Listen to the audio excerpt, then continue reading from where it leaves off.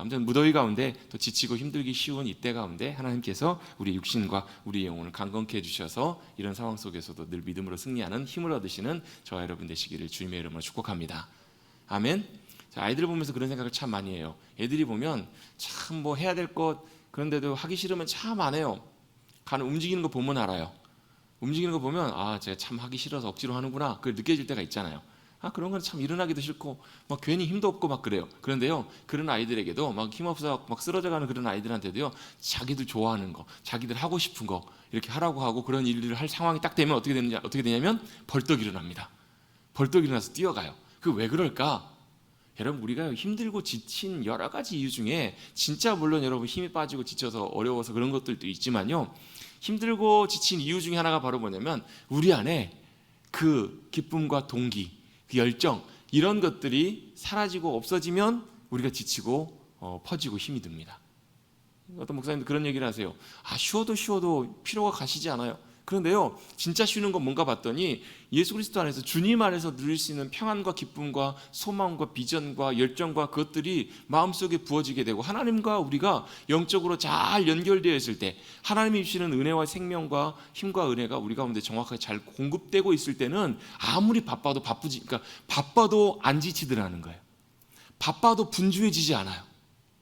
여러분, 예수님이 누가복음 9장, 누가복음 10장인가요? 보면 그 나사로의 집에 방문을 하세요. 나사로의 집에 가보면 두 여인이 있습니다. 마르다와 마리아 두 여인이 있어요. 근데 둘 다 예수님을 너무너무나 아끼고 사랑하고 좋아했기 때문에 예수님이 오신 게 큰 기쁨이었어요. 그래서 어떻게 해요? 이 마르다도 예수님에게 잘 대접하고 잘 섬기기 위해서 분주하게 지금 뭘 하고 있냐면 식사를 준비하고 있어요.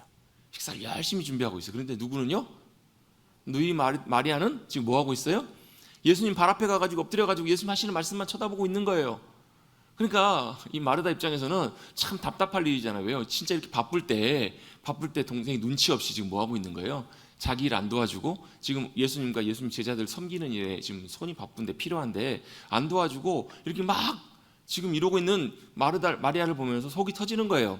그래서 예수님께 가가지고 직접 얘기하면 싸움 날 것 같으니까 예수님 마리아에게 저 좀 도와주시라고, 도와달라고 얘기 좀 해주세요. 도와주라고 얘기 좀 해주세요. 충분히 마르다 입장에서는 그렇게 할 수 있잖아요. 근데 예수님께서 그때 뭐라고 말씀하세요? 예수님이 이것은 마르다를 뭐 책망하시거나 이런 의미라기보다도 마르다에게 정말 필요하고 중요한 것이 무엇인지를 강조해 주신 것 같아요. 마리아는 그걸 놓치지 않고 있다라는 거예요. 여러분, 이렇게 말씀을 드리면 어떤 분들은 우리도 다 마리아가 되자 해가지고 다 손을 놓고 그러신 교회들도 있다고 제가 들었어요. 근데 정말 예수님의 의도가 그게 아니잖아요, 여러분.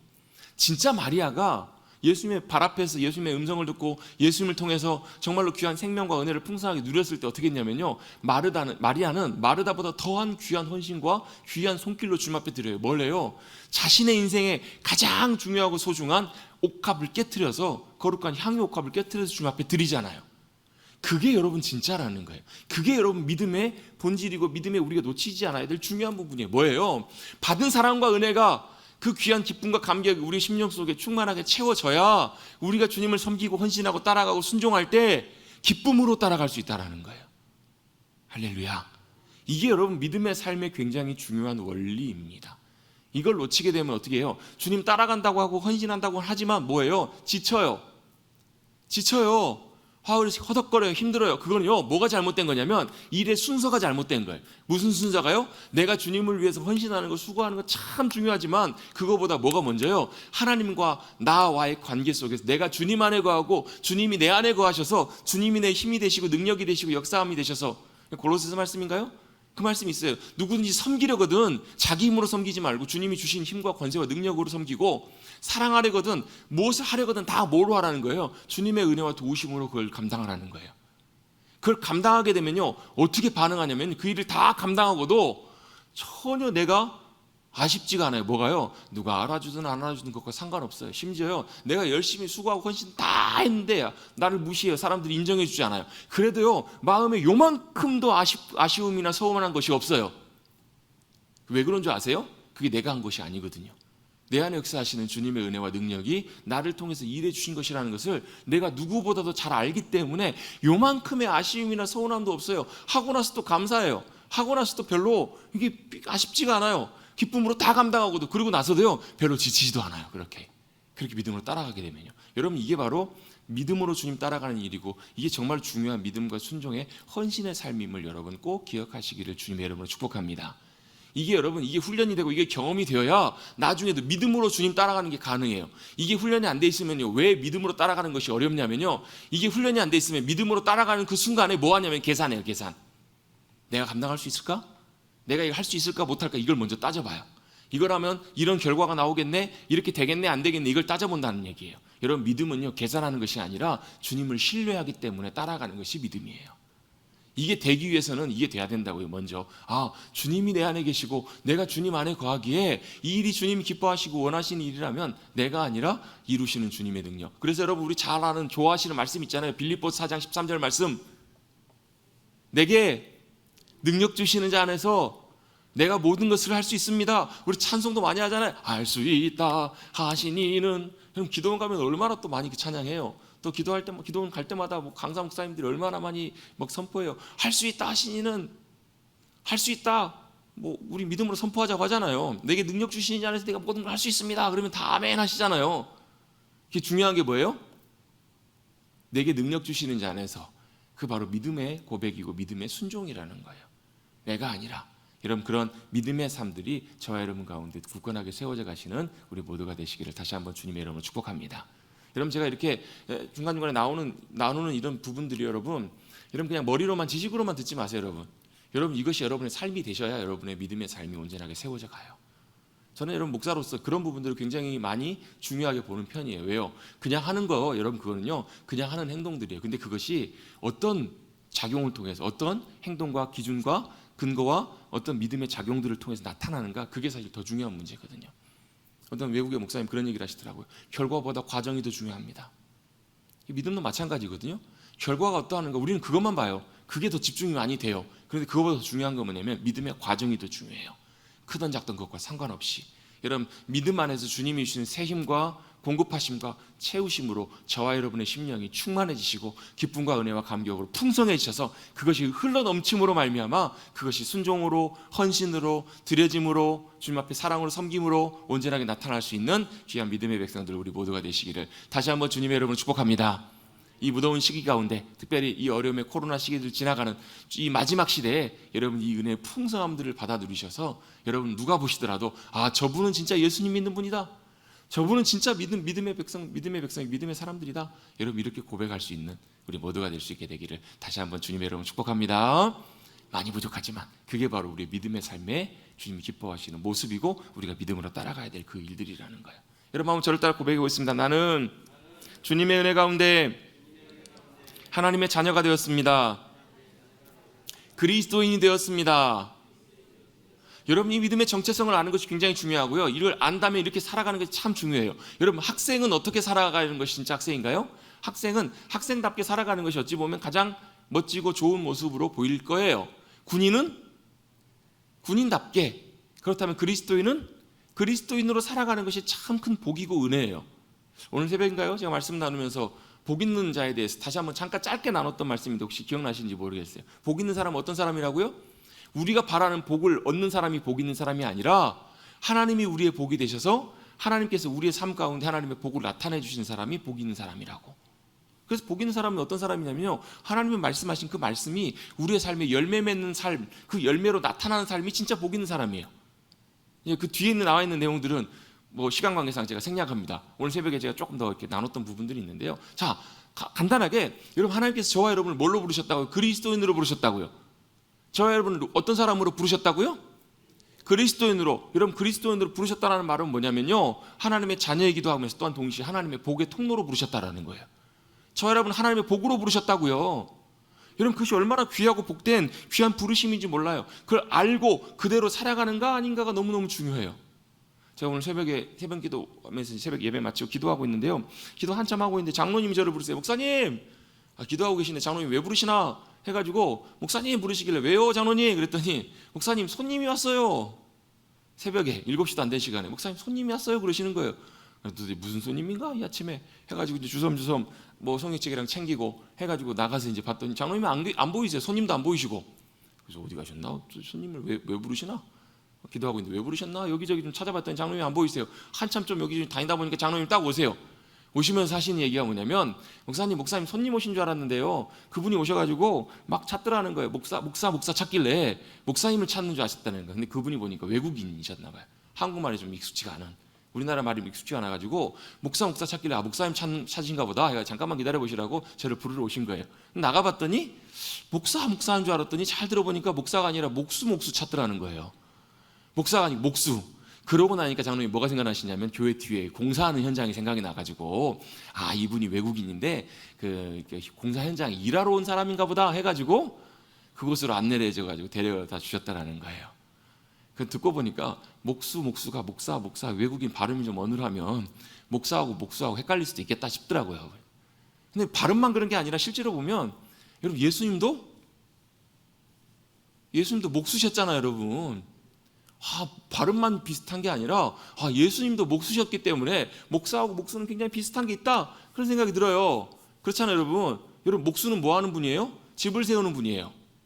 목수는 뭐 하는 분이에요? 집을 세우고 건물을 세우고 또 가구 같은 걸 만들고 세우는, 뭔가를 세우고 만들어내는 역할을 하는 사람이 목수예요. 목사는 뭐 하는 사람이에요? 주님의 뜻을 따라서 교회를 세우고 주님의 귀한 일들을 세워가고 사람을 세우는 일들을 하는, 영혼을 세우는 일들을 하는 것이 목사의 일이잖아요. 그래서 또 통하는 것이 있네 하는 생각이 문득 들었어요. 여러분, 목사가 해야 되는 일이 바로 그런 거예요. 교회를 세우고 영혼을 세우는 거예요. 여러분 마찬가지, 여러분 교회를 세워가는 것, 그것은 여러분 당연히 목회자가 해야 될 일이기도 하지만 목회자뿐만 아니라 우리 모두에게도 다 해당되는 내용이에요. 왜요? 우리가 교회가 무엇인지를 알면 이것이 왜 우리가 다 해야 되는 일이고 중요한 일인지를 다 알 수 있어요. 여러분, 내가 어딘가에 속해 있다면 어딘가에 속해 있는 것이 아는 것이 굉장히 중요해요.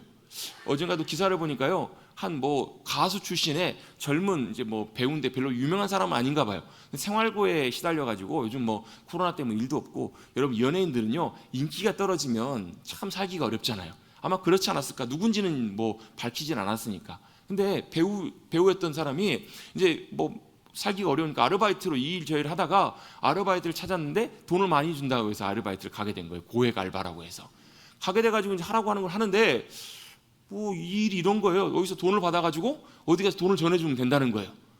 돈을 받아갖고 오는데 아무리 봐도 이게 뭐 같은 거예요?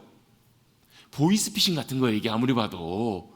그래가지고 의심이 돼가지고 그 돈을 받아가지고 이동을 하는 중간에 경찰에 신고를 하고 자수를 한 거예요. 보이스피싱으로 의심되는, 아니나 다를까 그게 이제 보이스피싱 중간에 전달책이었던 거예요. 그렇잖아요, 여러분. 만약에 이분이 아무것도 모르고 그냥 관심도 없이 돈 받을 것만 생각하고 알바비만 나는 받으면 되지, 돈 많이 준다니까 해가지고 일 전달했으면 이 사람도 동시에 뭐가 되는 거예요? 똑같은 범죄자가 되는 거예요. 범법자가 되는 거잖아요, 여러분. 여러분, 이게 별거 다 아닌 거, 나는 일하고 돈만 받으면 돼, 이렇게 생각하기 쉽지만요, 내가 속해 있는 회사, 내가 일하고 있는 곳이 어떤 곳인지 아는 것도 굉장히 중요해요. 내가 어떤 모임에 들어있는데 그 모임이 어떤 모임인지도 몰라요. 그냥 들어가서 나오라니까 나오고 하고 사람들 만나고 인사하고 이렇게 지냈는데, 그 모임이 여러분 어떤 모임인지를 아는 것이 중요해요, 안 중요해요? 그냥 사람들 잘 지내면 되지, 이게 아니잖아요, 여러분. 내가 속해 있는 그 모임이 어떤 것인지를 아는 것이 굉장히 중요해요. 그렇다면 여러분 마찬가지로, 여러분 우리가 믿음 생활하면서 속해 있는 교회가 무엇인지를 아는 것은 중요하다, 안 중요하다? 중요하다라는 거예요. 왜 중요한가? 여러분, 그것을 아는 것이 너무너무 중요해요. 교회를 아는 것, 하나님의 나라가 무엇인지를 잘 아는 것이 여러분 그냥 단순히 교회만이 아니라 나는 교회가 어떻게든 상관없어, 이게 아니고, 여러분 그것이 여러분 믿음으로 교회의 한 일원으로 공동체로 살아가는 우리 모두에게 다 중요해요. 또 우리가 어떻게 믿음 생활하고 어디로 가야 되는지를 알고 확인하는 데 있어서 굉장히 중요하다, 안 중요하다? 중요하다, 안 중요하다? 중요한 문제라는 거예요. 저와 여러분의 개인적인 삶뿐만 아니라 모든 것이 중요해요. 왜요? 이 신앙은 단순히 하나의 옵션이 아니기 때문에 그래요. 여러분이 교회 안 다니시는 분들이나 또 믿음 생활 하시면서도 이제 처음 교회 오시고 이런 분들하고 이렇게 대화를 하거나 얘기를 해보면요, 신앙 생활을 종교 생활로 생각을 해서 뭐로 생각하냐면 그냥 하나의 옵션처럼 생각을 해요. 주가 아니라, 중요한 게 아니라 그냥 내가 하나의 취미 생활하는 것처럼 하나의 나의 그냥 생활의 하나의 어떤 한 부분으로 생각하기 참 쉬운데요, 여러분 신앙생활이 여러분 하나의 옵션인가요? 아니면 우리의 삶과 우리의 인생과 우리의 존재에 있어서 가장 중요한 핵심적인 부분인가요? 당연히 우리의 믿음의 삶은, 신앙의 삶은요, 신앙은요 단순히 여러분 우리 하나의 옵션이 아니라 그냥 내가 하는 어떤 한 가지의 뭐 인생의 어떤 하나의 부분이 아니라 여러분 우리의 삶의 가장 중요한 부분이어야 된다라는 거예요. 가장 중요한 부분이기도 하고요. 왜요? 그 신앙과 우리의 믿음의 삶이 우리의 중심과 모든 것을 결정해요. 그것이 우리의 삶뿐만 아니라 이 땅에 살아가는 잠깐의 삶뿐만 아니라, 저는 목사로서 하나 참 안타까운 것 중에 하나가 있는데 뭐냐면, 그게 세상 사람들 보면요, 하나님 관심도 없어요. 믿음으로 살아가는 것에 대해서 하등에 관심도 없고 마음도 없어요. 왜요? 자신의 삶이 주인이 자신이니까. 뿐만 아니라 어떻게 해요? 자신의 삶이 뭐 그냥 자신이 살다가 죽으면 끝이지라고 생각하는 그런 생각을 갖고 살아가요. 근데요, 그 삶 가운데 하나님이 보이지 않기 때문에 그들이 믿지 못하고, 하나님이 어떤 분이신지, 왜요? 하나님이 너무 크신 분이시기 때문에 사실 하나님이 어떤 분이신지를 알지 못해요. 그 뭐 맞는지 안 맞는지 모르겠지만요, 예전에 하나님의 사랑은 이런 것입니다라고 설명하면서 어떤 분이 이렇게 설명하시더라고요. 지구가 자전하는 소리가 들릴까요? 안 들릴까요? 지구에 자전하는 소리가 안 들리잖아요. 지구 굴러가는 소리 들려요? 안 들려요? 여러분, 지구 굴러가는 소리가 들리신 분은 좀 이상한 분입니다. 그분은 좀 병원에 좀 진단이 필요하신 분이에요. 잘 안 들려요. 그 이유를 뭐 여러 가지 설명할 수 있겠지만 과학적으로 이건 검증된 것이 아니기 때문에 여러분 제가 과학적으로 말씀드리는 건 아니에요. 다만 생각해 보건데, 뭐 그 지구 밖에는, 대기권 밖에는 공기가 없기 때문에 마찰되는 그런 부분이 없어서 소리가 안 들릴 것이다, 이렇게 추측해 볼 수도 있고, 또 한 가지는 그 지구가 돌아가는 소리가 우리의 가청 범위, 우리의 귀로 들을 수 있는 범위를 넘어서는 소리이기 때문에 안 들릴 것이다, 이렇게 생각하시는 분들도 계세요. 뭐 어떤 것이 맞는지는 잘 모르겠어요. 중요한 것은 우리가 들을 수 있는 청력의 한계가 분명해요. 그래서 여러분, 박쥐들이 날아갈 때는요, 사람이 들을 수 없는 청력대 이상의 소리를 주파수로 쏘대잖아요. 초음파를 쏘잖아요. 그래서 그걸 받고 돌아오는 소리를 들으면서 보이지 않는 곳에서도 거리를 측정하고 다 피해간다고 하잖아요. 우리가 이해할 수 있는 범위를 뛰어넘는 세상에서는 어마어마한 범위와 어마어마한 세상에 많은 부분들이 있어요, 없어요? 있어요. 여러분, 인간이 온 우주 가운데 알 수 있는 지식이 여러분 몇 프로나 알까요? 1%나 알까요, 여러분? 여러분, 많이 잡아서요, 정말로 천재적인 사람이 AI가 알 수 있는 지구 온 우주에 있는 진리와 내용들과 지식을 한 10%만 안다고 쳐볼게요. 그러면요, 10% 말고 나머지 90%는 모르는 거 아니에요. 거기에 여러분, 우리가 모르는 그 영역 가운데 우리가 믿지 않는 하나님이 거기에 계실 수 있다는 거. 하나님은 그거보다 훨씬 더 크고 대단한, 우리가 알고 있는 온 우주의 100%의 지식보다 더 초월하신 분이 하나님이시라는 거잖아요. 그 하나님을 우리가 모르기 때문에 인지하지 못하고 신뢰하지 못하고 살아간다. 이건 여러분, 한편으로는 안타까운 것이기도 하면서도 어리석은 거예요. 그리고 참 마음 아플 일이에요, 여러분. 여러분, 우리는 살아계신 하나님, 그분이 우리를 만드시고 우리를 사랑하셔서 하나님의 자녀 삼아주신 우리의 아버지신 줄로 믿습니다. 여러분, 그걸 알고 믿고 고백하는 것은 여러분 얼마나 큰 은혜이고 놀라운 진리의 계시인지 몰라요, 여러분. 그 여러분 아는 것만 하나만으로 너무너무 귀해요, 중요해요. 이것처럼 이 우리의 믿음의 고백, 이 신앙의 고백으로 우리의 삶 가운데 세워져 가는 것이 바로 뭐냐면 우리의 믿음의 삶이고요. 당연히 그러하기 때문에 교회, 하나님의 나라가 우리와 상관없는, 뭐 그건 마음대로 하시고 나는 내 마음대로 나만 잘 살면 돼, 이렇게 분리해서 생각해 볼 수 있는 부분이 아니라는 거예요.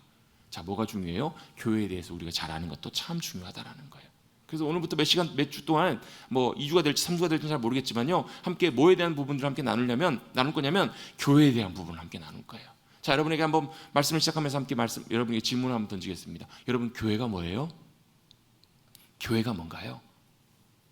여러분, 교회하면 제일 먼저 떠오르는 게, 교회하면 머릿돌 교회가 떠오르실 거예요, 그죠? 뭐 교회 하는데 뭐 어디 뭐 저기 다른 데 있는 뭐 여의도 순복음교회 떠오르세요? 그분은 그 교회로 가셔야. 교회하면 제일 먼저 뭐가 떠오르냐면, 우리가 다니는 교회가 제일 먼저 떠올라요. 교회하면 이게 먼저 떠오르잖아요, 여러분.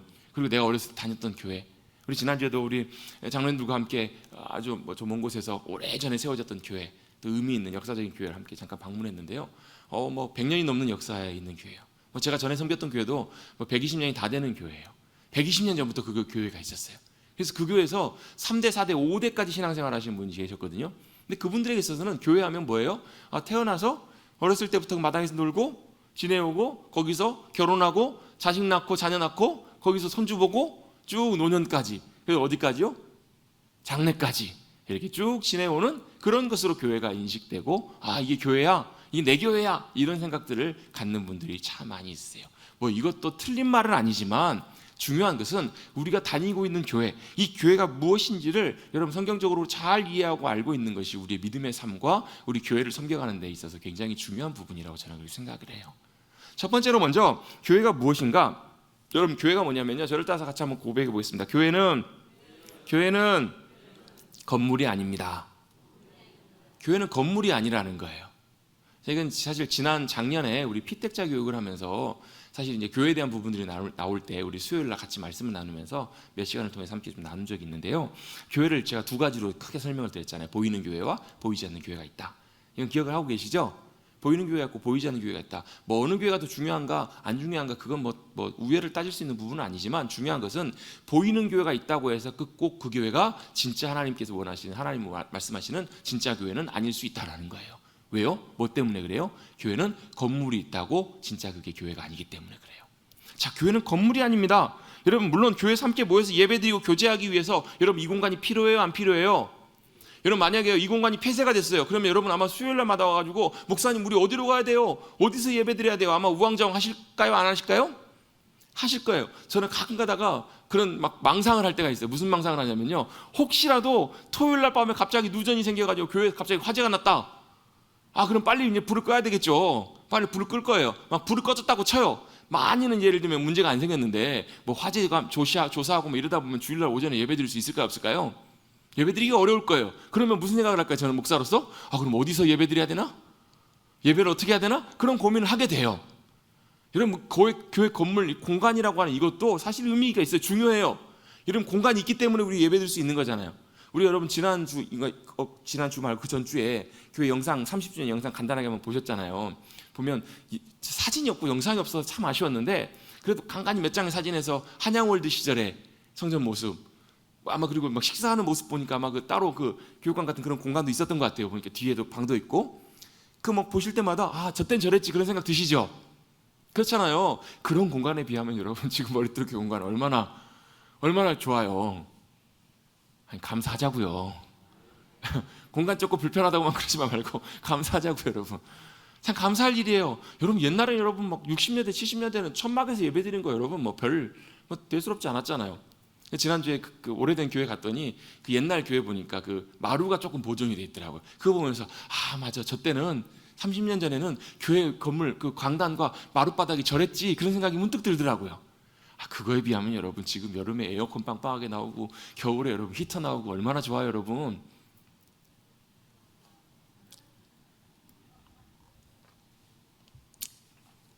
감사하시죠? 참 얼마나 좋은 일이에요. 여러분 공간이 참 중요해요. 저도 개인적으로 굉장히 중요하게 생각하는 게 뭐냐면요. 왜 여름에 막 히터, 겨울에 막 히터 여러분 전기요금도 아껴야죠. 근데요 그 전기요금보다 더 중요한 거 저는 예배 드리는데 영혼 한 심령 예배자 한 사람이 예배에 조금 더 집중할 수 있었으면 좋겠다. 막 더우면 졸리잖아요, 여러분. 막 추우면 무슨 생각이 들어요? 왜 이렇게 겨울은 또 이렇게 추워? 이거보다는 그래도 조금 더 예배 드리는데 집중하는데 도움이 될 수 있었으면 좋지 않을까? 이제 저는 그런 생각으로 사실 히터나 에어컨을 가동을 해요. 왜요? 이 공간들도 참 중요하거든요. 참 완전하게 안락하게 온전하게 주님께만 집중해서 예배드릴 수 있는 그런 공간, 그런 모임의 장소들도 참 중요한 것은 분명합니다.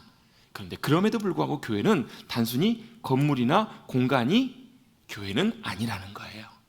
그럼 이건 뭐예요? 이건 교회 건물이에요. 이건 뭐예요? 예배당이에요, 예배당. 자, 교회와 교회 건물, 교회와 예배당이 같은 것 같지만 다른 것은 이렇게 표현해 볼 수 있다는 거예요. 여러분 집하고 가정이 같아요? 틀려요? 집하고 가정이 같은 것 같지만 달라요. 집은 뭐예요?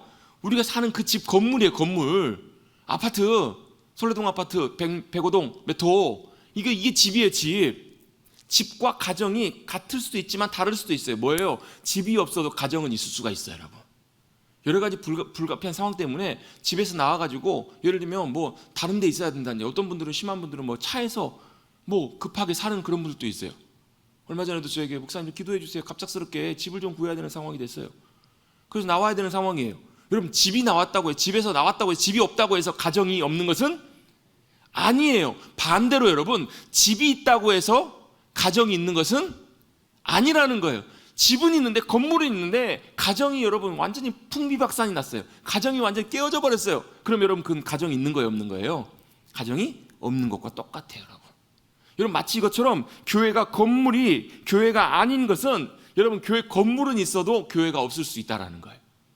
반대로 교회 건물은 없어도 교회는 존재할 수 있다. 이게 바로 교회가 건물이 아닌 중요한 의미라는 거예요. 자기 건물이 없어도 얼마든지 좋은 교회는 존재할 수 있어요, 여러분.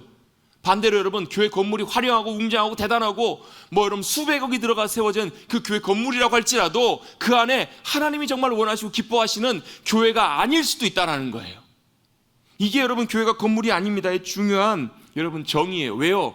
예수님께서 이 땅에서 하나님의 교회를 세우실 때, 주님의 교회를 세우실 때 어느 곳에서도 하나 벽돌로 만든 건물 제대로 세우신 적이 한 번도 없으세요. 예수님이 바닷가에서 말씀을 선포하시고 복음을 전하실 때 그곳이 바로 교회 역할을 감당했고요. 또 어느 가정에 들어갔을 때 그곳이 교회와 같은 곳으로 놀랍게 바뀌었고요. 예수님 모이실 때 수많은 사람들이 헐벗고 고통받는 자, 질병과 아픔 가운데 있는 자, 귀신 들린 사람들, 예수님을 만나길 사무에서 나왔던 그곳이 뭐가 될 수 있었던 거예요? 교회가 될 수 있었던 것처럼 여러분, 우리는 먼저 교회에 대해서 생각할 때 이 건물이나 바로 이것을 교회로 오해하는 그런 마음과 생각들로부터 떠나야 될 필요가 있다는 거예요. 여러분, 교회 건물도 나름의 의미가 있고 나름 필요합니다. 그러나 그렇다고 해서 교회 건물이나 이것이 진짜 교회는 아닐 수 있다는 거예요. 교회는 건물이 아닙니다. 여러분, 한국교회도 벌써 100여 년이 넘는 선교 역사를 갖고 있어요. 1884년도에 언더우즈 아펜젤러 선교사님이 4월 부활주일날 인천 제물포 항에 발을 디디면서 공식적으로 우리나라에 복음이 들어오고 교회가 세워지기 시작했어요. 그때 놀라운 하나님의 부흥 역사를 통해서 100여 년밖에 안 된 짧은 기독교 역사 가운데 하나님의 교회가 어마어마하게 세워졌어요. 근데 그때 많은 목회자들과 많은 교회와 성도님들이 그때 좀 오해했던 것이 있어요. 뭐예요? 교회가 성장하니까 교회 건물을 크게 지어야 되겠다. 그래서 수없이 많은 교회들이 서로 경쟁적으로 막 빚을 내서 막 어마어마하게 큰 규모로, 이 교회가 예를 들면 얼마만큼의 교회를 지었더니 옆에 교회가 어때요? 그거보다 100석 더 큰 규모의 교회를 짓는다는 거예요. 막 서로 자존심처럼. 한동안은 1973년도인가요? 지어졌던 여의도 순복음교회가 한국교회에서 제일 큰 예배당을 갖고 있는 교회였어요. 8,000석, 본당에 8,000명이 들어가요. 그랬더니 그 이후로도 많은 교회들이 세워지면서 우리는 만석인 교회입니다 막 자랑해요. 여러분, 하나님 보실 때는 어떠실까요? 만석이든 2만석이든 사람 이름 같긴 하네요. 그게 주님께서 기뻐하시고 원하시는 것이 아니라 진짜 세워져야 될 교회가 세워지고 있는가 아닌가, 그게 하나님께서 더 중요하게 보시는 거라는 얘기예요. 여러분, 한국교회가 막 80년대 90년대 놀랍게 교회가 부흥하고 성장하면서 교회 건축들을 굉장히 많이 했어요. 그런데요, 그 때문에 여러분 많은 교회들이 그렇게 무리해서 건물을 짓다가요 이단에 넘어간 교회들이 정말 많아요. 이단과 막 다른 여러 가지 용도로 막 교회 건물이 넘어가고, 여러분 교회 건물이 넘어갔기 때문에 여러분 교회가 하나님의 교회가 넘어갔나요? 아니요. 안타깝게도요. 그 교회는 하나님의 뜻이 이제 더 이상 사라졌지만 그 건물이 무너졌다고 해서 교회가 무너진 것은 아니에요, 여러분. 교회가 사라졌다고 해서, 교회 건물이 없어졌다고 해서 교회가 없어지는 것은 아니라는 거예요. 여러분, 하나님의 교회는요, 하나님께서 거하시는 초소가 하나님의 교회예요. 하나님이 거하시는 곳이에요. 다윗이 하나님을 위해서, 하나님, 제가 하나님을 위해서 성전을 지어드리기를 원합니다. 하나님, 우리는 이렇게 호화로운 궁에 있는데 하나님은 왜 천막으로 친 저기에 장막에 그냥 계십니까? 다윗이 하나님을 너무너무 사랑했기 때문에, 열망했기 때문에 그런 열망을 갖고 하나님 앞에 기도하면서 하나님 앞에 나갔을 때 하나님께서 뭐라고 말씀하세요? 야, 내가 시내산에서부터 나온 이후로부터, 성막을 만들려고 한 이후로부터 어느 지파 어느 누구에게라도 나를 위해서 왜 백향목으로, 그 당시에는 최고의 목재가 백향목이었는데 최고의 재료로 왜 내가 거할 집을 만들지 아니하였느냐, 이런 얘기를 누구에게 한 적 들어본 적 있느냐는 거예요. 그 말은 무슨 얘기예요? 하나님께서 다윗 시대까지 어느 누구에게도 하나님을 위해서 집을 지으라고 말씀하신 적이 있다 없다? 없다라는 거예요. 그러니까 다윗의 마음을 하나님께서 참 기뻐하세요. 정말 기쁨으로 받으세요. 왜요? 그 다윗의 그 마음과 의도를 하나님께 잘 아시니까. 근데 그러면서 다윗에게 하시는 말씀이 뭐냐면, 야, 내가 어느 누구에도 집을 지으라고 얘기한 적이 없다. 그 말은 무슨 얘기냐면, 하나님께서 이 땅에 하나님을 모실 만한 그런 건물과 그런 무언가가 있다 없다? 없다라는 거예요. 없다. 하나님을 모실 수 있는 집과 성전이 있을 수가 없다라는 거예요. 다만 하나님께서 그 다윗의 마음을 너무너무 기뻐하셔서, 야, 근데 너 말고 네 아들 솔로몬이 그 집을 짓도록 해라고 하면서 하나님의 설계도와 모든 것을 다윗에게 다 알려주세요. 그대로 사실 솔로몬 때 성전이 지어진 거예요. 그런데 그렇게 성전이 다 완공되고 화려하게 웅장하게 대단하게 성전을 더 완공했을 때 솔로몬에게 주님이 나타나셔서 여호와 하나님께서 뭐라고 말씀하시냐면 이렇게 말씀하세요. 하늘이 내 보좌이고 땅이 내 발판이다. 어느 누가 아무리 집을 화려하고 웅장하고 대단하게 짓는다고 한들 내가 거기에 거할 것이다 안 할 것이다? 거할 수 있는 곳이, 만들 수 있는 것은 하나도 없다라는 거예요.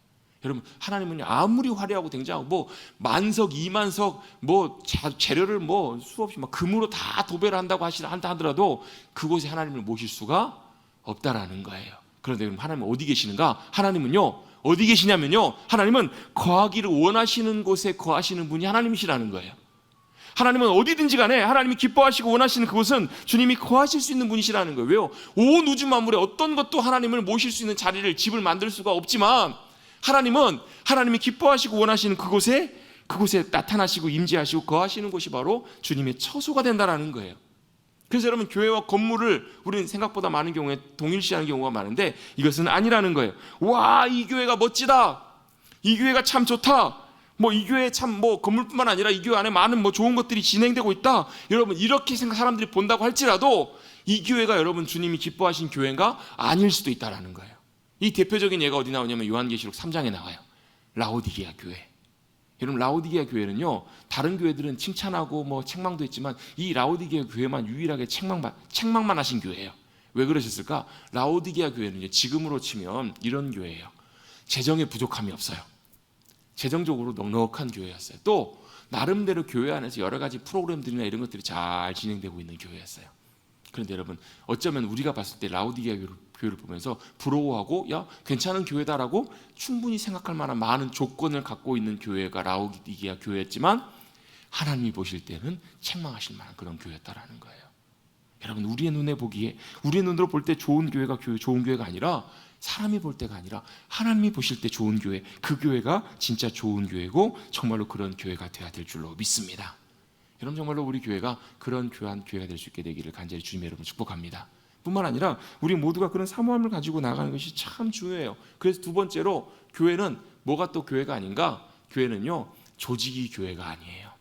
자, 눈에 보이는 건물이 교회가 아니다라고 말씀드렸는데요, 조직이 교회가 아니라는 말은 뭐냐면, 교회 안에는 여러분 조직이 필요해요. 왜요? 교회 안에는요, 조직과 시스템, 이런 사람들의 모임들이기 때문에 이런 것들이 필요해요. 그래서 권위도 필요하고요, 목회자도 필요하고, 장로님들, 권사님들, 안수집사님들, 집사님들, 이런 성도들과 또 그 안에 당회, 재직회, 또 여러 가지 모임들, 이런 기관들이 다 필요합니다. 그런데요, 필요하지만 필요하다고 해서 그것이 교회의 본질적인 것은 아니라는 거예요. 자, 무슨 말이냐면, 여러분, 교회가 이렇게 세워지고 시간이 지나다 보면 나중에는 뭐가 되냐면, 이 조직과 기관이 교회를 구성하는 굉장히 중요한 역할을 하기 때문에 이게 교회의 굉장히 중요한 부분으로 차지해져 버린다는 거예요. 자, 무슨 말이냐면, 교회의 본질이 조직이 아니라는 말은 언제든지 주님이 원하시면 상황에 맞춰서 이 조직들은 바뀔 수도 있고요, 해체가 될 수도 있고 없어질 수도 있다라는 거예요. 그렇게 돼도 무방하다라는 거예요. 그래야 여러분, 교회가 조직이 아닌 교회가 되는 거예요.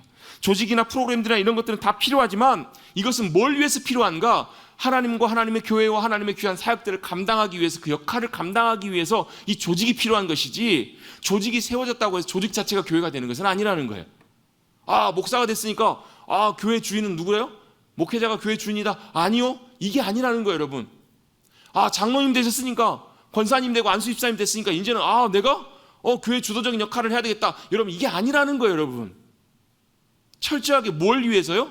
교회를 섬기기 위해서. 그래서 여러분, 직분이라는 것을 저는 오해하기 쉽기 때문에 직임이라는 표현을 자주 사용하기도 해요.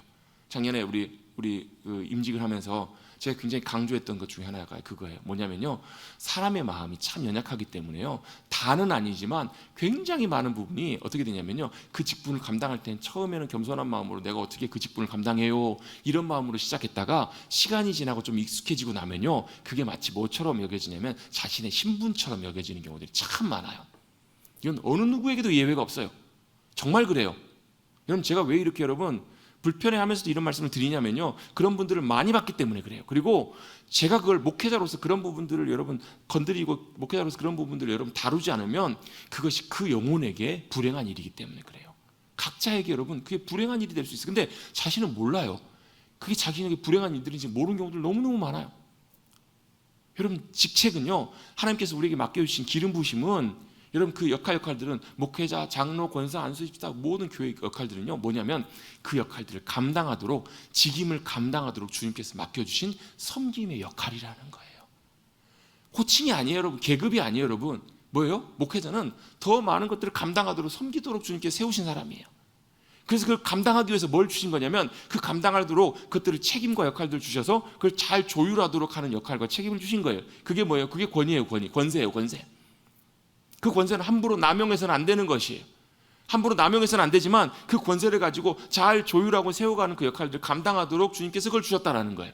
마찬가지예요, 여러분. 당회 장로님들, 안수 집사님, 권사님들, 여러분 주님께서 맡겨주신 그 일들을 귀하게 감당할 수 있는 쓰임받는 주님의 귀한 도구들이 되시기를 주님의 여러분 축복합니다. 그 역할들을 감당하도록 주님께서 불러 세우신 거예요. 내가 이런 사람입니다. 여러분 절대로 여러분 목이 굳어져서는 안 돼요, 여러분. 그런데 여러분 자기도 모르게 된다니까, 여러분. 진짜 여러분. 나는 아닌데라고 생각하시는 분들이 어쩌면 더 위험할 수 있어요. 여러분 끊임없이 우리 안에 그걸 점검하는 것이 필요해요. 왜요? 교회의 본질은 조직이 아니기 때문에 그래요. 교회의 본질은요, 여러분 교회 주인은 목사가 아니에요, 여러분. 교회의 본질과 모든 것들은 바로 누구신가? 주님이 바로 교회의 주인이시고 주님께 세워가시는 대로 여러분 하나하나 잘 연결되고 상합되고 붙어가는 것, 그것이 여러분 교회의 중요한 본질이기 때문에 그래요. 그래서 여러분 작년에 말씀드렸던 교회가 보이는 교회, 보이지 않는 교회, 보이지 않는 교회를 우주적인 교회라고도 표현하는데요, 이 보이지 않는 교회는 바로 뭐가 교회이기 때문에 그런가? 교회는 바로 부르심을 받은 성도 한 사람 한 사람 각자가 바로 교회이기 때문에 이게 굉장히 중요한 부분이라는 거예요. 한 사람 한 사람이 바로 부르심 받은 사람 한 사람이 바로 교회가 되는 거예요. 그래서 여러분 교회가 세워진다는 말은 무슨 말이냐면요, 성도 한 사람 한 사람이 세워져 가는 거예요. 여러분 교회가 부흥한다는 말은 무슨 말이에요? 우리는 교회가 부흥한다고 하면 교회에 인원이 많아지고 재정이 많아지고 그래서 많은 일들 감당하고 이게 교회가 부흥한다고 생각하는데요, 이게 아니에요, 여러분. 교회가 부흥하는 건 뭐냐면 한 심령이 하나님의 귀한 역사하심들을 잘 믿음으로 깨닫고 순종해서 믿음으로 동참하여서 한 사람 한 사람을 통해서 하나님께서 놀랍게 주님의 일들을 나타내 주시는 것, 주님께서 그 사람을 사용하셔서 역사하신 일들이 풍성해지는 것, 이게 진짜 부흥의 의미라는 거예요. 부흥은 뭐기 때문에? 부흥은 하나님께서 하나님의 일들을 나타내시는 것이 부흥이에요. 누구를 통해서요? 교회를 통해서. 교회가 누구예요? 한 사람 한 사람이 교회예요. 여러분 한 분 한 분을 통해서 하나님의 놀라운 역사하심들을 나타내 주시는 것, 그게 바로 교회의 부흥이기 때문에 그래요. 할렐루야. 그래서 여러분 교회가 문제가 있다는 것은 뭐냐면요, 성도 한 사람 한 사람이 더 온전하게 주님 앞에 세워져야 되는데 그렇지 못했을 때 그게 바로 교회가 어려움이고 문제가 있는 거라는 얘기예요. 여러분 종종 제가 그런 얘기를 들을 때가 있거든요. 지금 이제 코로나 시기를 지나면서 막 코로나를 지내다 보니까 막 여러 가지 많은 것들이 있잖아요. 그럼 특별히 교회가 손가락질을 굉장히 많이 받고 비난을 굉장히 많이 당하고 있어요. 그럼 우리는 생각하기를 몇몇 사람들 때문에, 잘못된 몇몇 사람들 때문에 지금 교회가 이렇게 어려움 당하고 있고 손가락질 당하고 공격 당하고 있다고, 오해를 받고 비난을 당하고 있다고. 그런데 여러분 우리가 교회를 이해할 때요, 교회를 이렇게 이해하기 시작하면, 그러니까 교회가 구조나 조직이 아니라 하나님의 한 사람 한 사람이 우리가 다 교회라는 것을 여러분 우리가 인식하고 교회를 보기 시작하면요, 여러분 그들만의 문제가 아닌 것을 우리는 알게 돼요. 여러분 교회가 문제가 있다는 것은요, 단순히 그들의 문제일 수도 있지만 또한 동시에 우리 한 사람 한 사람 모두에게도 똑같이 그런 부분과 그런 모습이 있기 때문에 그런 문제들이 나타나는 것이라고 이렇게 인식할 수가 있는 거예요. 이게 여러분 교회를 이해하는 굉장히 중요한 이해예요. 왜요? 다니엘이 똑같이 이렇게 고백하거든요. 다니엘 9장에 다니엘이 하는 기도에 보면요, 이렇게 기도해요. 다니엘 어떤 사람이에요? 믿음으로 주님의 뜻을 따라가기 위해서 왕의 진미까지도 거절한 사람. 이게 뭐예요? 죽을 수도 있는 상황이에요. 이 왕의 명령을 거절해? 제거해? 그럼 그냥 그 자리에서 끝나는 거예요. 그럼에도 불구하고 하나님의 뜻을 따라서 순종하기 위해서 기꺼이 왕의 진미를 거절했던 사람이 바로 다니엘이에요. 또 어떻게 해요? 자기가 왕의 조서에 어인이 찍힌 것을 알고도, 무슨 어인이에요? 왕 외에 다른 신들을 찾거나 기도하거나 예배하는 모든 이들은 사자굴에 던져질 것이다. 이 조서에 어인이 찍힌 것을 알고도 이게 분명히 공포되고 실행될 것을 알면서도 어떻게 했던 사람이에요? 하루에 3번씩 예루살렘을 향한 창을 열고 그가 늘 해오던 대로 하루에 3번씩 기도하고 찬미하고 하나님을 예배했던 사람이 다니엘이에요. 그 사람의 모습을 통해서 영적으로 모든 면에서 보면 사람들이 털다 여러분 털어서 먼지 안 나온 사람 있어요, 없어요? 없잖아요. 근데 다니엘은 털다 안 나오니까 뭘 갖고 무너진 거예요? 믿음 갖고 무너진 거예요. 신앙생활 갖고 무너진 거예요. 기도하는 것 갖고 물고 늘어진 거잖아요, 다니엘이. 아무리 봐도 하나님 앞에서 보면 진짜 온전한 삶을 살았던 사람 중에 한 사람이 다니엘이에요.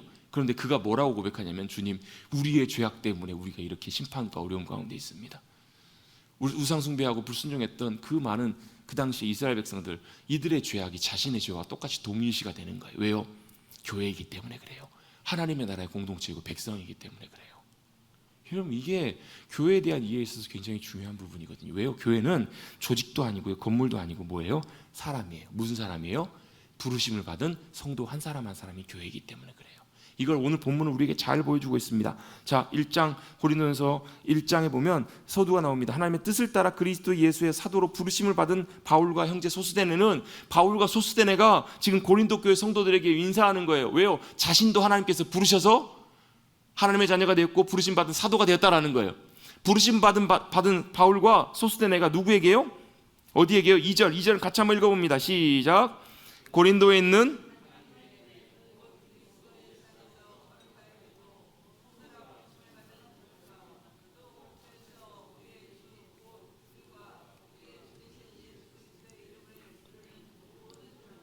아멘. 자, 고린도에 있는 하나님의 교회라고 표현합니다. 일반적으로 고린도 교회라고 표현하잖아요. 옛날에는 뭐 지역 이름을 땄으니까 뭐 전주에 가면 전주교회, 뭐 송천동에 있으면 송천교회, 이런 식으로 고린도에 있는 하나님의 교회, 고린도 교회를 향해서 뭐라고 부르냐면 고린도에 있는 하나님의 교회 곧 그리스도 예수 안에서 거룩하여지고. 자, 고린도에 있는 하나님의 교회를 부른 다음에 곧이라는 말이 같다라는 말이잖아요. 같은 의미로 뭐라고 하냐면 하나님의 교회를 뭐라고 부르고 있냐면 그리스도 안에서 거룩하여진 사람들, 그들을 누구라고 불러요? 성도라고 불러요. 같이 한번 해보겠습니다. 성도가 뭐예요? 여러분, 우리 교회에서 부르는 호칭 중에서요, 제가 볼 때는 개인적으로 제일 좋은 호칭이 두 가지가 있는 것 같아요. 첫 번째가 뭐냐면 형제자매예요. 왜요? 그리스도 안에서 한 형제자매가 되었거든요. 형제님, 자매님, 이게 참 좋은 호칭이에요.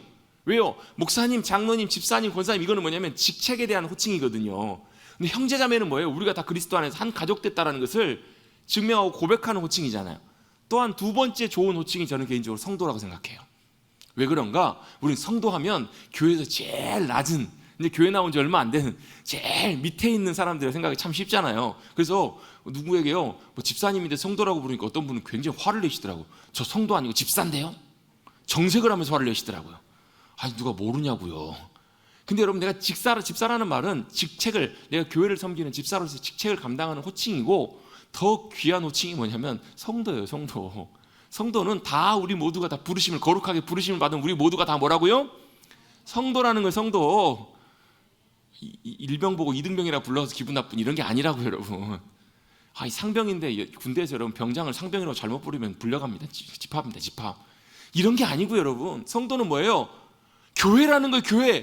교회가 뭐라고요? 거룩하게 부르심을 받은 우리 모두 한 사람 한 사람이, 성도 한 사람 한 사람이 바로 교회라는 거 주님 분명히 고린도서를 통해서 말씀하고 계시는 거예요. 여러분, 우리 모두 한 사람 한 사람, 이 자리에 있는 모든 분들은 바로 주님께서 그리스도 안에서 거룩하여지고 성도라 부르심을 받은 귀한 존재인 줄로 믿습니다. 뭐라는 거예요? 그리스도 안에서 거룩하여진 존재, 그들이 성도예요. 성도라고 부름받은 자, 그 한 사람 한 사람이 바로 뭐냐면 그 사람들이 바로 교회라는 거예요. 또 그 다음에 두 번째로 나온 것이 뭐예요? 각 처에서 우리 주 곧 그들과 우리 주 대신 예수 그리스도의 이름을 부르는 모든 자들. 자, 두 번째는 어떤 사람들이라고요? 우리 주 예수 그리스도의 이름을 부르는 모든 자들이라는 거예요. 자, 첫 번째는 뭐예요? 거룩하게 부르심을 받아서 성도라 부름받은 자들. 두 번째는 뭐예요? 예수 그리스도, 나의 그 군을 나의 주님으로 부르는 모든 자들. 이들이 바로 뭐라고요? 이들이 바로 교회라는 거예요. 자, 교회는 뭐냐면 사람입니다. 성도입니다. 부르심을 받은 사람들, 뭘로요? 거룩하도록 성도로 부르심을 받은 사람들, 또 뿐만 아니라 예수 그리스도를 나의 주님으로 고백하고 믿고 따르는 이들이 바로 교회라는 거예요. 이들의 모임, 이 성도들의 모임과 공동체가 바로 교회라고 성경은 우리에게 분명히 말씀해 주고 계신다는 거예요. 할렐루야. 누구예요?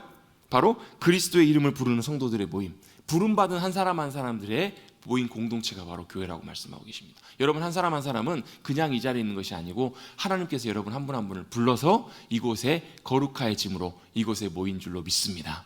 그래서 교회는 여러분 한 사람 한 사람, 부름받은 모든 한 분 한 분이 정말로 귀한 믿음의 성도들이고 한 사람 한 사람이 교회라는 거예요. 같이 한번 저를 따라 고백해 보겠습니다. 저는 부름받은 주님의 성도 교회입니다. 여러분, 한 사람 한 사람은 부름받은 하나님의 성도이고 교회라는 거예요. 교회가 뭐라고요? 여러분 한 분 한 분이 교회라고요. 한 분 한 분 부름받은 한 사람 한 사람이 모인 공동체가 교회라고요. 저는 공동체란 말을 굉장히 좋아하고 중요하게 여기는데요, 공동체는 단순히 조직이 아니에요. 공동체는 뭐냐, 마치 가정과 같아요. 여러분, 가정에는 아버지가 있고 뭐 아내가 있고 뭐 아들 딸이 있지만 여러분, 거기 여러분 이 가정은 뭐예요? 하나잖아, 하나. 그렇잖아요. 가정은 조직이 아니라 유기체예요, 유기체. 교회도 마찬가지라는 거예요. 교회도 조직이 아니라 한 사람 한 사람 부름받은 사람들의 모임이라는 거예요. 뭘로 부름받은 사람들이냐면 성도로 부름받은 사람들이고, 그들이 하는 게 바로 뭐냐면 우리 주님이 바로 나의 주님이십니다 라고 고백하는 그 고백, 믿음의 위에 세워진 이들이라는 거예요. 그래서 여러분, 마태복음 16장에 보면 예수님께서 제자들을 어디로 데리고 가시냐면 가이사랴 빌립보로 데리고 가세요. 자, 가이사랴 빌립보라는 곳이 어떤 곳이냐면요, 로마의 황제를 위해서 빌립 헤롯이 지은 도시예요. 도시. 황제에게 쉽게 말하면 봉헌하는 도시라는 거예요. 그 당시 로마는 전 세계를 통치하고 있었던 나라예요. 그 당시에 황제가 가장 위대한 사람이잖아요. 그래서 여러분 로마에 가보면요, 모든 것들이 다 어쩌면 모든 것들이 다 웅장해요. 대단하게 만듭니다. 그리고 뭐 하나를 만들어도 그 당시에 이제 로마, 이태리 그쪽 사람들이 대체적으로 보면 체구가 굉장히 작았다고 해요. 보면 우리나라로 치면 뭐 중학생 정도의 뭐 키와 체구를 갖고 있었는데, 그렇기 때문에 어떤 뭐 장식품이나 뭐 갑옷이나 모든 걸 만들 때는 어떻게 만드냐면 다 크게 만들었대요. 크게 만들고 가는 곳마다 어떻게 해요? 막 조각들을 만들 때마다 어떻게 만들어요? 막 남자들은 막 근육질로 막 우락부락 해가지고 막 강인하게, 또 여성들은 아름답게 이렇게 다 만들었다고 해요. 그러니까 얼마나 가이사랴 빌립보에 가보면 막 신전이며 모든 거며 도시가 얼마나 웅장하고 화려했겠냐고요. 그런데 이 갈릴리에서 온 예수님과 제자들은 어떤 모습으로 갔을까? 행색이 참 어떻겠어요? 얼마나 초라했겠어요. 어찌 보면 그냥 행색이 남루하고 그냥 뭐 불황인들처럼 어찌 보면 나쁘게 표현해보면 그렇게 보일 수 있는 그런 행색의 모습으로 한 예수님과 제자들의 무리들이 어디를 간 거예요? 가이사랴 빌립보에 간 거예요. 그때 예수님께서 제자들에게 이렇게 물으시죠. 사람들이 나를 누구라고 하느냐? 그랬더니 사람들이 뭐 선지자라고도 합니다. 선지자 참 뭐 훌륭한 스승이라고도 합니다. 예언자라고도 합니다. 이렇게 얘기해요. 그때 예수님께 단도직입적으로 제자들에게 물으세요. 너희는 나를 누구라고 하느냐? 너희는 내가 누구라고 생각하니? 이렇게 물으실 때 이때 베드로가 대답했던 대답이 있잖아요. 유명한 대답. 무슨 대답이에요? 주는 그리스도시요 살아계신 하나님의 아들이십니다. 이 고백이 무슨 얘기냐면, 예수님 당신이, 성경에 원래 보면 당신이라고 표현되어 있어요. 근데 우리는 좀 당신하면 뭐 이렇게 손가락질하면 당신 그러는 것 같잖아요. 2인칭 호칭이에요. 당신은, 예수님은 뭐가 되신다고? 우리의 그리스도 메시아가 되십니다. 어디서요? 이 웅장한 로마의 황제의 숭상, 황제의 시, 도시, 이 가이사랴 빌립보 어마어마한 곳에서 자신들의 행색과 모습을 볼 땐 진짜 초라하잖아요. 아무것도 아님에도 불구하고 이 모습 속에서 그 베드로가 했던 고백은 무슨 고백이에요? 주님이 바로 우리의 메시아가 되시고 구원자이십니다. 주님이 바로 우리의 주님이십니다라고 믿음으로 선포하고 있는 거예요. 여러분, 이게 얼마나 대단한 고백, 얼마나 위대한 고백이에요. 여러분, 모습으로 볼 때는 아무것도 아니에요. 모습을 보면요, 제자들의 모습을 보면 진짜 거지와 같은 그런 모습이었어요. 그럼에도 불구하고 예수님이 온 인류의 뭐가 되신다고요? 구원자가 되신다고요. 로마의 황제보다 비교할 수 없는 그런 위대한 분이 바로 우리의 주님이십니다라고 고백하고 있는 거예요. 여러분, 우리도 마찬가지예요. 교회로 부름받은 우리 모두 한 사람 한 사람, 성도로 부름받은 한 사람 한 사람은 또한 동시에 뭐예요? 그 주님을 나의 주님으로, 메시아로, 그리스도로 고백하는 이들이에요. 여러분, 우리가 그 주님을 우리의 주님으로, 메시아로 고백한다면 우리가 어떤 모습일지라도, 세상 가운데 대단한 사람 앞에 있다고 할지라도, 초라해 보이고 연약해 보이고 아무것도 아닌 것처럼 보일지라도, 여러분, 우리는 그 믿음의 고백 하나 때문에 여러분, 우리는 위대한 주님을 나의 주님으로 모시는 귀한 주님의 백성들이 되는 줄로 믿습니다. 그 믿음의 고백이 여러분 얼마나 귀한 고백인지 몰라요. 여러분, 우리 그냥 쉽게 나의 주님, 여러분, 예수 그리스도라는 말이 메시아라는 말이거든요.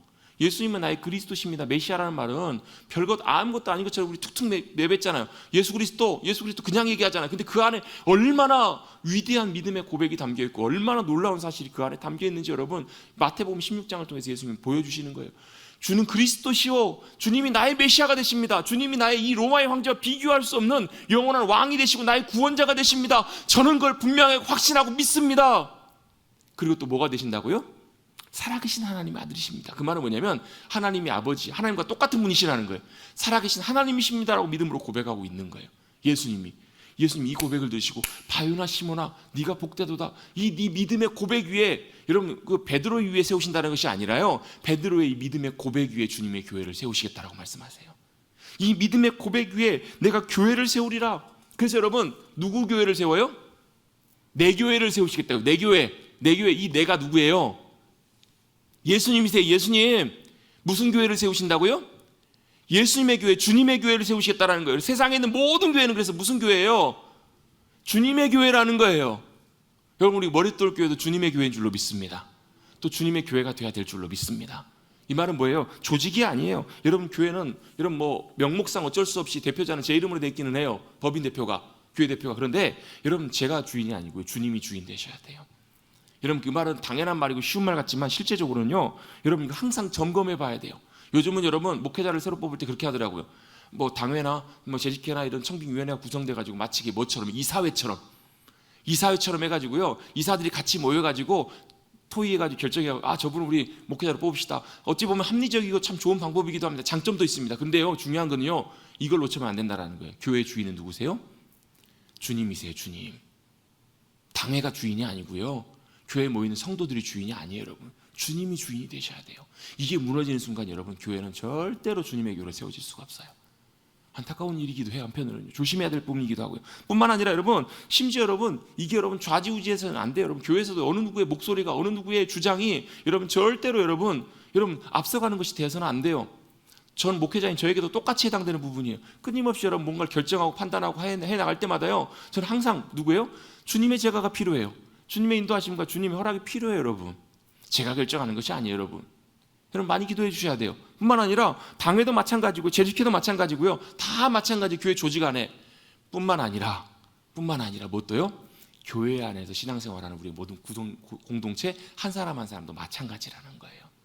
여러분, 자기가 주인이라고 얘기하진 않아요. 생각하진 않아요. 그렇게 여기진 않는데요, 그런 마음들이 우리 안에 들어올 수가 있어요. 무슨 마음이요? 교회 안에서 영향력을 끼치는 마음.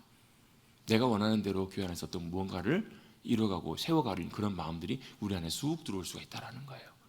여러분, 이건 참 우리가 잘 분별하고 조심해야 될 필요가 있어요. 내 중심적으로 교회 안에서 어떤 일들이 돌아가거나 그런 것들, 이런 모습들이 여러분, 우리 교회 안에도 우리 공동체 안에서 지금 이 땅에 세워지는 교회들은 다 온전한 교회가 아니기 때문에 많이 보일 수 있다는 거예요. 잘 우리가 분별하고 점검하고 잘 조정해서 무슨 교회가 되도록요? 주님의 교회가 되도록, 주님이 주인 되시는 그런 귀한 교회가 되도록 세워질 때 거기에 주님의 영광과 통치와 다스리심과 역사하심이 함께 하실 줄로 믿습니다.